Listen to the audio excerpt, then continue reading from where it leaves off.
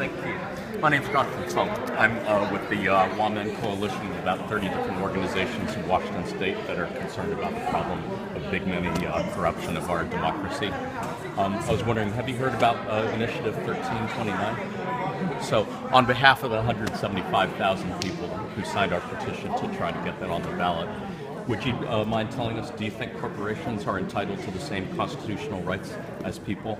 And if not, do you support the Constitution? You're talking about Citizens United and Yeah, that's one part of it. But just the latest. Do you support a constitutional amendment to end corporate personhood and money as speaking? Yeah, I would like to see how it's framed and how because the wording, the devil's always in the details.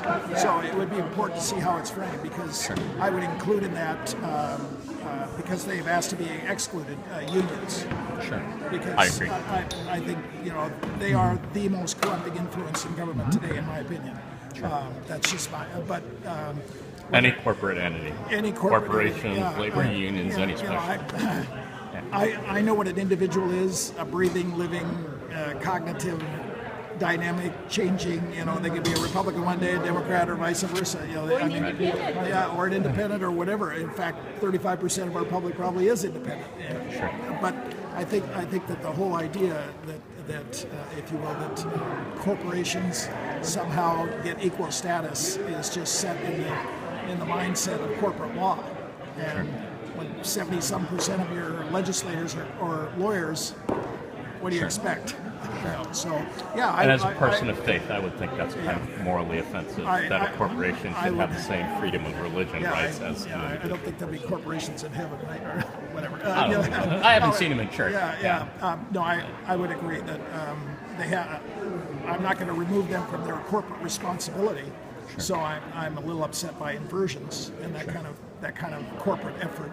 I understand the bottom line. I understand capitalism and all that, but I still think that undue influence of money has really got to be addressed because it's just corrupting our system. On the left or the right, R&D, it's not about R&D, it's about right and wrong.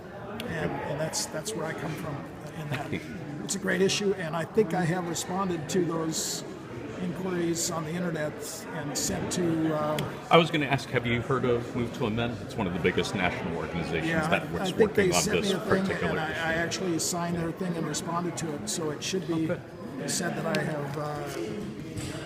Could you take a look at this? And I can tell you, if you have time to go to their website, you could look at the We the People amendment. That's the one that's got specific wording on it. And it is actually in the Federal House of Representatives. It's HJR 29. And if you agree with that, if you could fill that out and send that in, that would be terrific, because I agree. It seems to have become a partisan issue. It seems to have become a Democrat versus Republican thing, and it really should. It is not. If you look at it, there's probably more corporate money going to Democrats than Republicans. That would blow a lot. I might disagree with that, but look at my opponent. Okay, it's about 20 to 1 between us alone. Well, it's probably more than that. They go to power.